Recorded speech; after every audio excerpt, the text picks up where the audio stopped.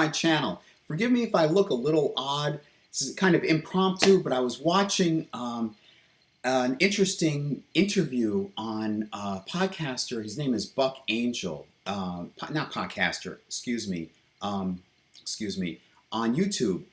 He was interviewing someone who had actual DID, dissociative identity disorder. And this jibes or matches what I had been dwelling on for a while, for the past few days. A few weeks ago, I'm going to talk about three principal topics. I want to talk about DID, I want to talk about Dramatica, the screenwriting theory, and I want to talk about, what was the third thing? The brain in general, the way it operates. All right, so for those of you who don't know, dissociative identity disorder is a condition that's been popularized a lot, and I'm willing to bet a huge margin that the people, a lot of the people, well, a significant portion of the people who claim to have it don't really have it, they're faking it.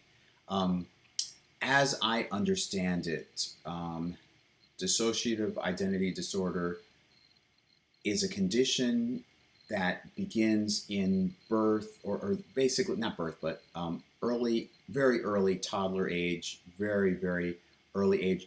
According to the theory, there's an attachment period where you develop a sense of attachment to loved figures. Basically, there's a loved figure nearby, and I want to say thank goodness that my mom was there. I don't remember anything before really age 6 or something. It'd be interesting. I'd been working on a memoir partly in order to figure out some aspects of those early years that I can't remember, and even before my birth, before I was born. But that's another topic. Anyway, thank you. I want to thank my mom for providing a safe space for me to grow and be healthy. All right. What some people go through is not that attachment to an ability to depend and trust an older adult loved one.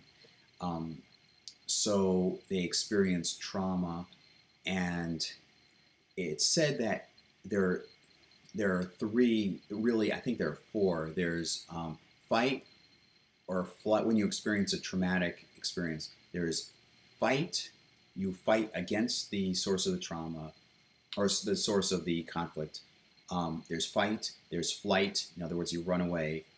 There's freeze, in which you just can't do any. You don't know what to do, and you don't do anything. You just freeze. And then there's fawn, which is you show loving to this source of antagonism, this threat. We'll call it a threat. I want to talk about freeze. That's where DID comes in. Dissociative, in other words, you don't know how to handle a situation, so you just basically freeze.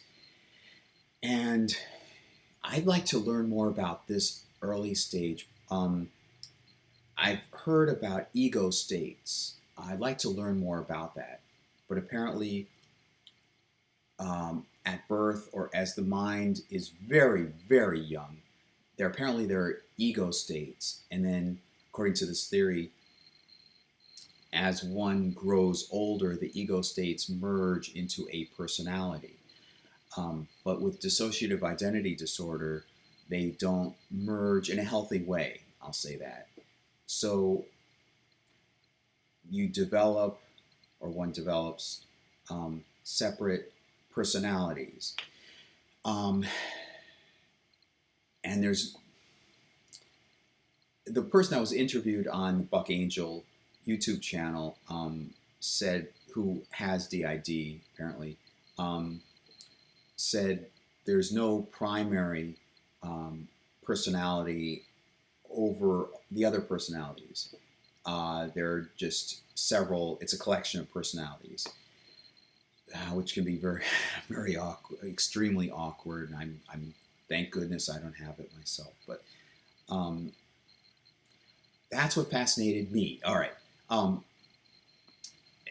DID fascinates me because I'm curious about how personalities develop. Uh, what distinguishes one personality from another? That gets into the second topic I want to talk about, which is this theory called Dramatica that I have talked about in previous videos. To put it succinctly, it deals with storytelling, or the way the mind tells a story. Um, there are two. There were two founders of the theory. They met in college and they worked on a film together. And before they worked on their second film, they figured, let's get some life experience and let's figure out how the mind figures out a story and so forth. Let's figure out how to create better stories. So fortunately, one of them had a fascination with psychology and applied psychological principles. They both applied psychological principles. And here's what they came up with.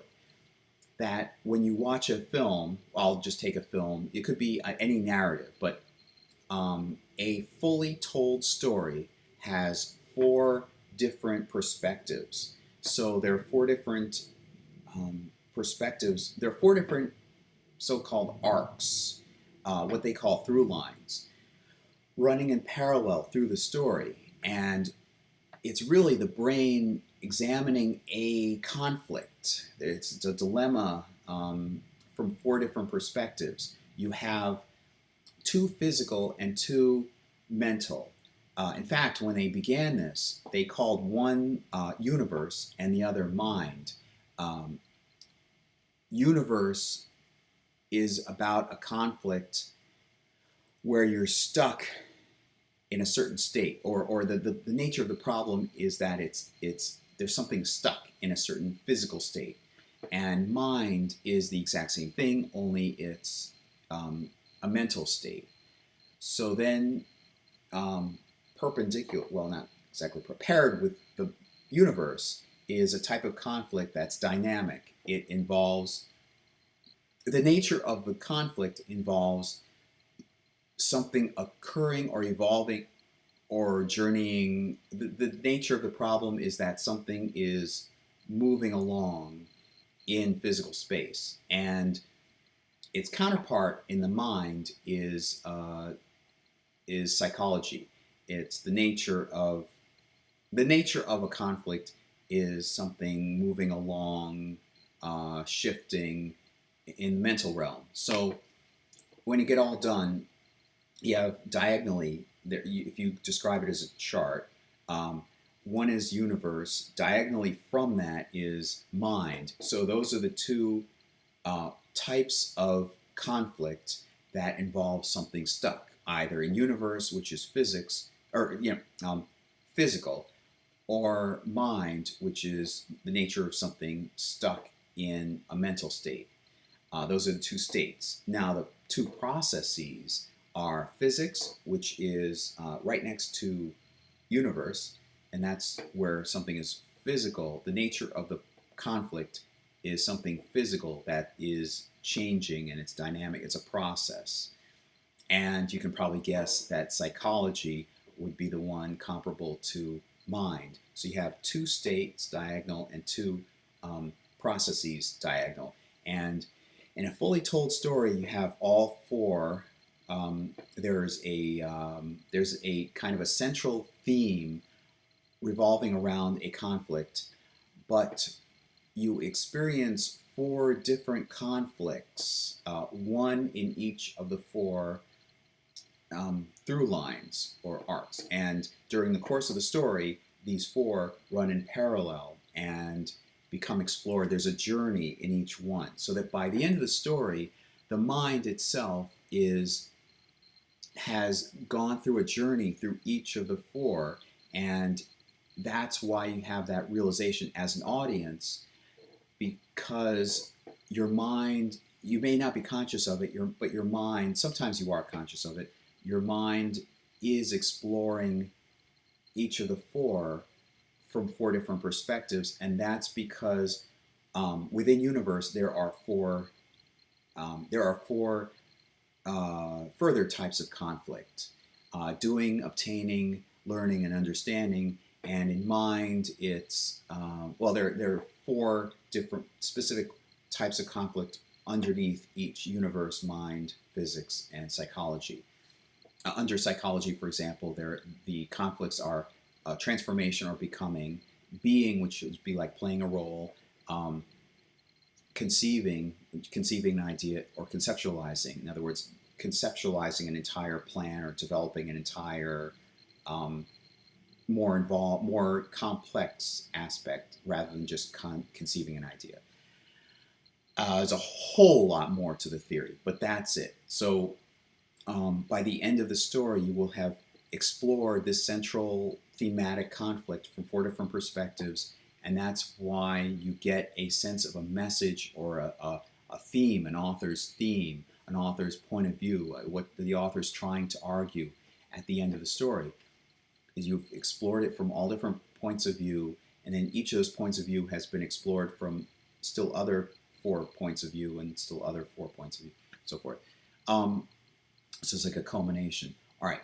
So these 2 founders of the theory describe this as they have a periodic table, so to speak, which becomes twisted like a Rubik's Cube. It becomes twisted up and distorted. These various units. I described the 4 units at the top: universe, psychology, mind, and physics. And then below that, each unit there below that has 4, and each unit below that has 4. So you have a complex structure. And in a story, the story begins with conflict, one conflict having twisted the entire thing, and there are other aspects that dictate how the structure is twisted for that particular story. And during the course of the story, it becomes untwisted. Some aspects of it become untwisted. It's like very much like a Rubik's Cube. So that is all one. The 2 co-founders describe it as one mindset, one mind, narrative mind.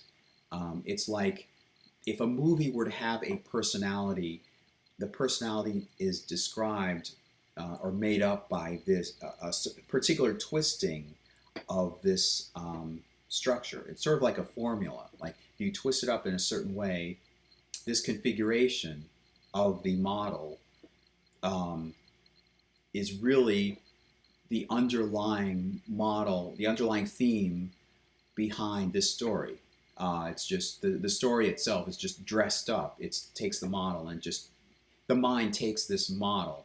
The author may not be consciously aware of it, but what he's doing is twisting up this model and then dressing the model up, the twisted version up, with characters and storylines and scenery and all that, and dialogue. But that's what a story is basically doing, a fully told story. So that's one mind. So you can have a movie with 2 such twisted structures. It's the same model, but you can have 2 separate kind of stories blended together, where during the course of the film, it alternates between 2 different twisted up structures. Empire Strikes Back is like that. Raiders of the Lost Ark is like that, where you have basically two separate stories and it alternates. And a character can play a different role in each of the stories. Usually not, because that would confuse the audience. Okay, so that's a briefer on Dramatica. We go back to dissociative identity disorder. Now, with dissociative identity disorder, in that early stage, somebody who has it would have different personalities. Excuse me, this is itchy. Different actual personalities evolving parallel. So it's not fused the way one normally would be. So I'm curious if Dramatica describes a single narrative mind. Well, I'm curious what distinguishes one personality in somebody with dissociative identity disorder? What distinguishes one personality from another? How fully functional is that one personality? In other words, well, at the risk of sounding crude, like let's say one per body has personalities Susie, Tom, and Mike. Um, what how fully fleshed out is Mike, how fully fleshed out is Susie, and how fully fleshed out is Bob? um, and that would play in. I wonder how that would jibe with Dramatica theory, which has held up for quite a number of years, quite a number of decades. They apply this theory. There are algorithms. There's a computer program and algorithms tied with it, where it will calculate. Well, if you put in certain aspects of a movie, like 12 or something, 8, it will then restructure, twist up the model according to the binary binary choices that you put into it, and then it describes like 70 or 80 something aspects of a movie, and they've been testing this month after month after month since about, well, at least as far back as 1993. They unveiled the model in like 1991, something like that. So it's been testing pretty consistently, and I know that because you can listen to, and sometimes they offer video of their analysis sessions where they discuss the film and they put in the information and it calculates, and then it gives them a report, and they test the report, the results of the report against the movie that they had seen and see how closely it matches up. And you'll just have to look up Dramatica.com and find out more about that. So I get the sense that it's a mind, like the mind of the author, exhibiting its manifesting, expressing. It's the mind of the author expressing itself in a movie, and certain things are twisted up in order to tell that story with certain themes. Now, in somebody with dissociative identity disorder, and again, I'm trying to understand the mind. My fascination with this, with exploring this, is what defines a personality. You have a personality in a movie. In other words, the movie is an expression of a personality. How would that jibe with dissociative identity disorder? Now, I have read about a researcher, I believe he's a psychiatrist. He was a family therapist, and his name is Dr. Richard Schwartz, and he would have members of a family meet because they had, they had squabbles, or they couldn't relate as a coherent family unit. So he would notice dynamics between different family members, and he would talk with people individually, and he noticed that a single patient talking with him, or I shouldn't say patient really, a single person talking with him would say, well, part of me feels this way, another part feels that way. So he developed what he called internal family systems, where his guess is that each of us is not just of one, each of us doesn't have just one mind. Each of us has different parts, and they work in a cohesive whole. In a healthy mind, they are networked and they work harmoniously with each other. And here's something that really seemed to ring true with me. Not that I have addictions, or at least destructive ones anyway, but that each part can take on certain roles depending on traumas and so forth. There are firefighter type parts, and there are childlike parts, and there are management type parts. the firefighter parts quickly try and put out the flames. In other words, you would have one part that would be experiencing a trauma, and you would have another, a firefighter type part, which would do something, some kind of behavior, make the body do some kind of behavior, or make the mind and therefore the body do some kind of behavior to try and temporarily, can only temporarily relieve the trauma, the part that has trauma from feeling stress. And these could be in the form of addictions, addictive behavior like alcoholism, maybe gum chewing, I don't know, but different addictive behaviors, doing something even though even though you don't, you know that you shouldn't be doing it. And I will try and couch this in a certain way to be safe for YouTube, but I've been watching, well, not recently, in some years back, just for fun, I would watch To Catch a Predator, hosted by, I think, Chris Hansen. And I noticed sometimes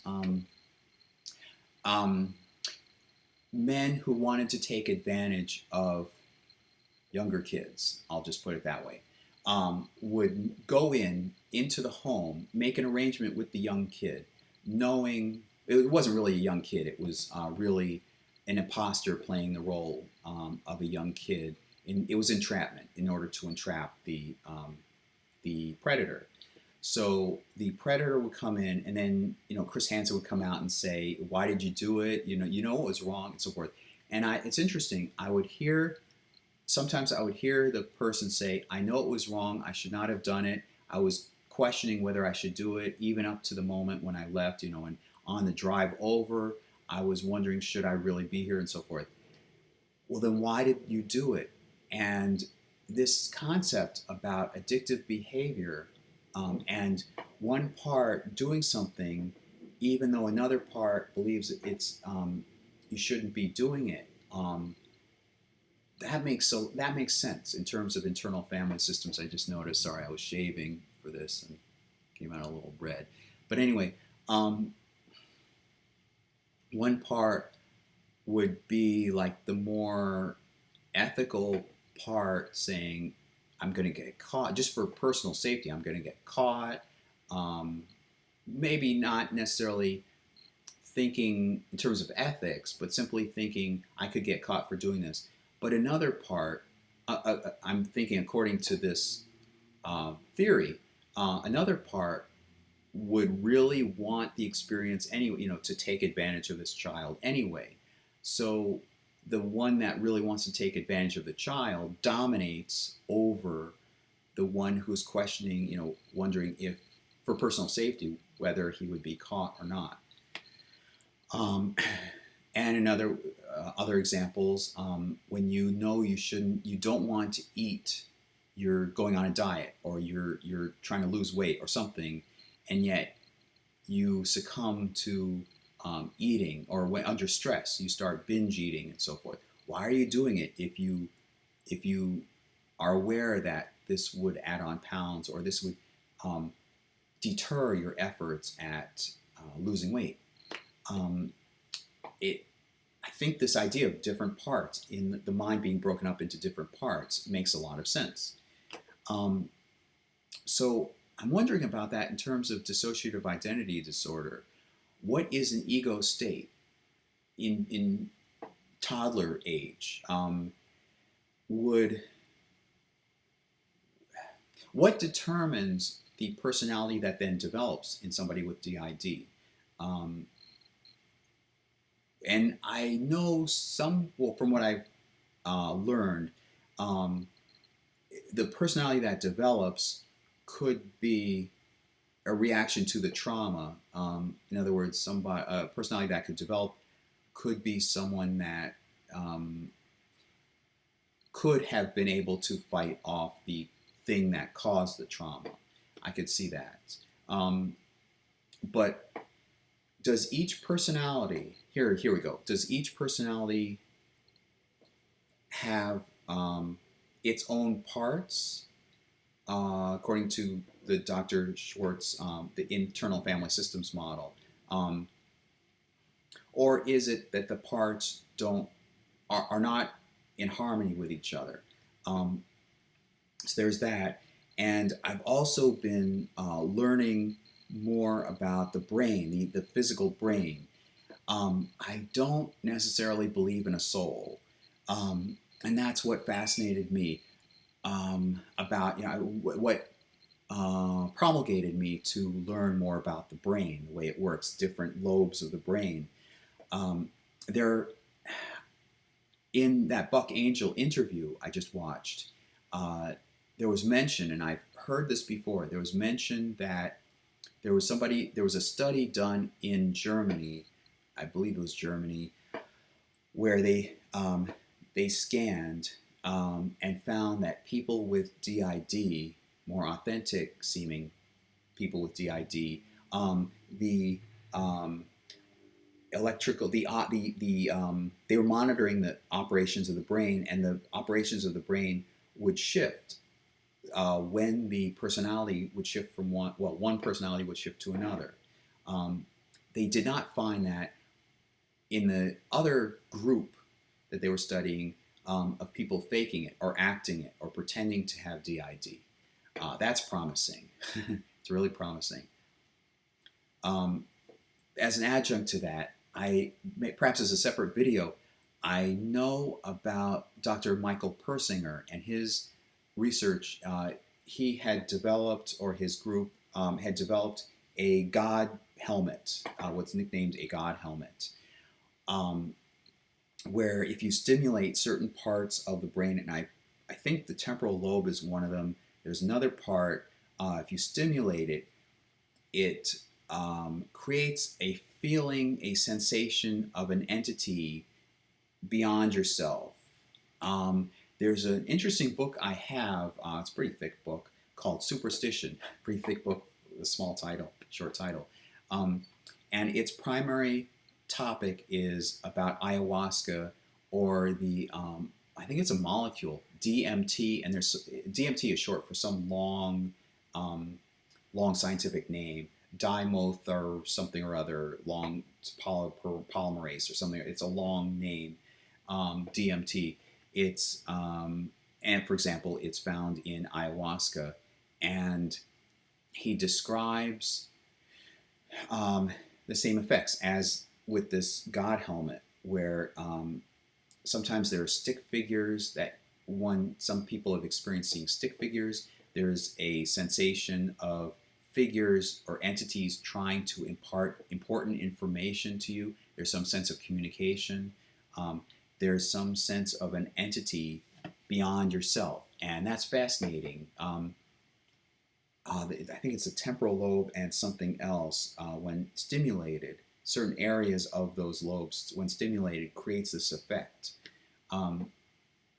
And people have talked about alien abductions. I can see how that links in, although there likely are other aspects related to alien abductions.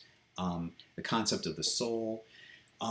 Here's one important question. All right, I don't see definitive evidence for a soul existing.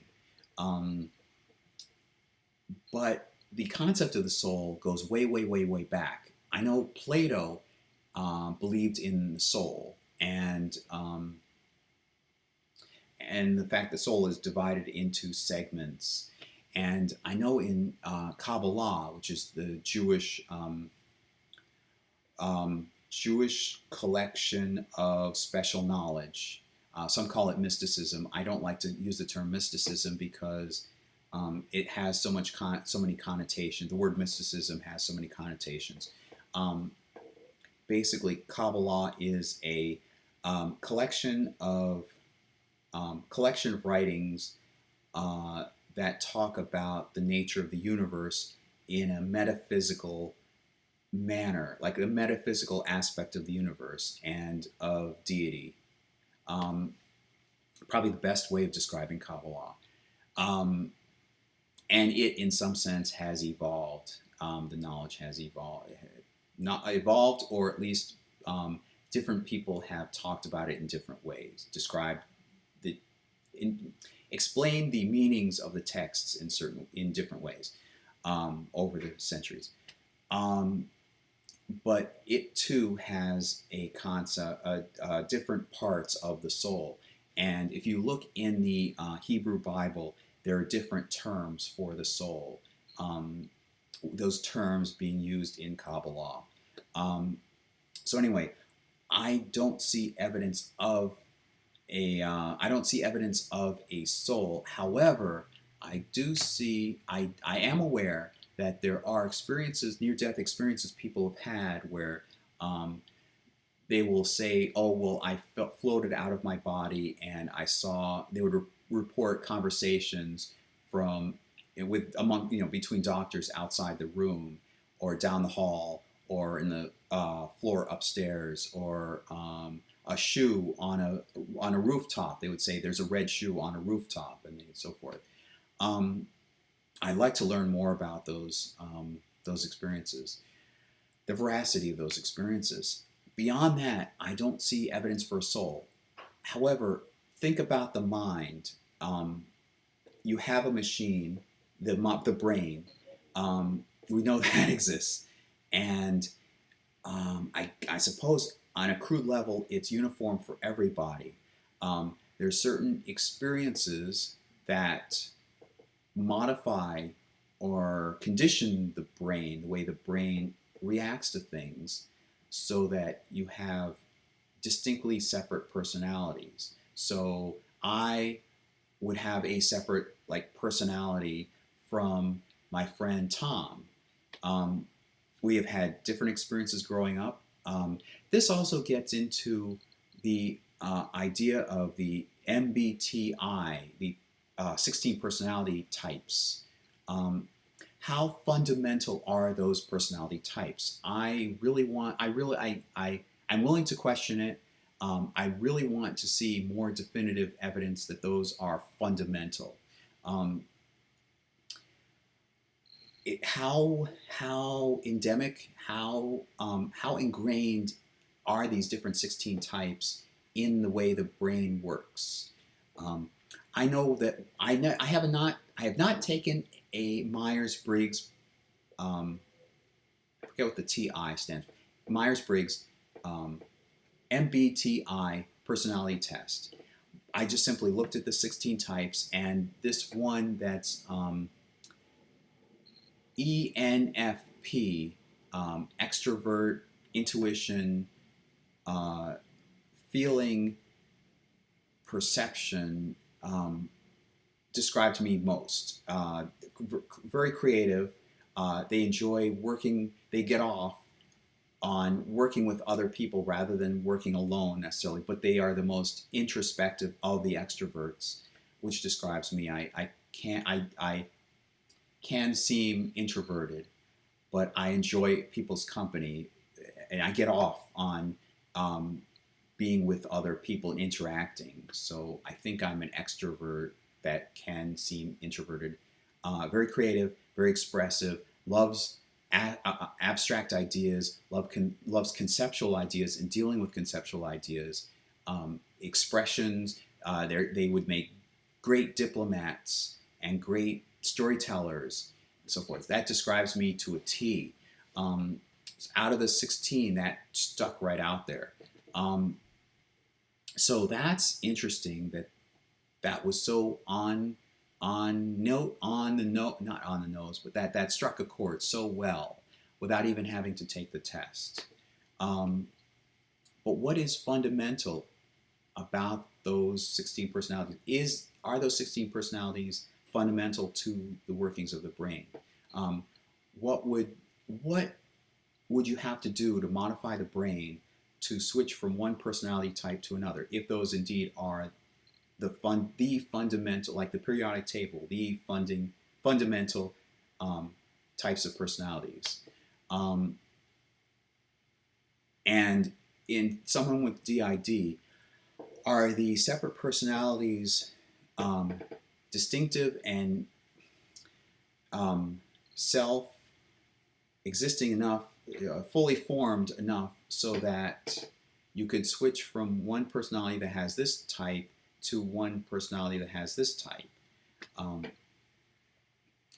So again, going back to the concept of the soul, um,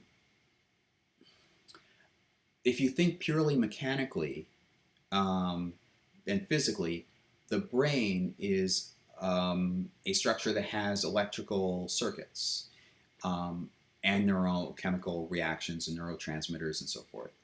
Um, I like to know how that operates better.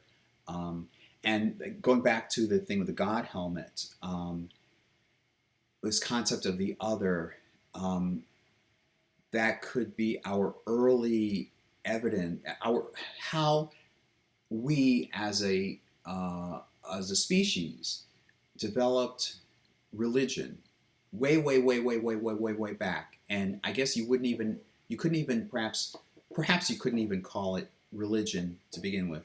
You would call it I don't know what you would call it, but you would call it like society, like extra society or something, earlier, which then evolved into religion. As I understand it, the term religion um, is similar to the word cult, and cult comes from cultivate, and um, you are going through certain motions, you are doing certain activities that are routine in in an effort to sustain. It ties very much in with society. You are doing certain activities. The word cult refers to like cultivation. It's where we get cultivation from, and culture. The term culture. Um, it's a society, a collection of people that are doing certain activities uh, together, a network together um, for a greater cause. I suppose that's maybe the best way of putting it. So, and I forget exactly what religion is, but as I recall, the term religion is similar to that. Um, anyway, those are my thoughts. I think I've talked quite a bit, so I will let you be. And I am working on um, a history of the toy Transformers franchise, which I'll get to in another episode. So hope you stay tuned for that and spread the word about this channel. I like this. I talk about understanding yourself, understanding fascinating ideas, being exposed to new theories and ideas about how to understand the universe. So I'll talk to you next time. Bye.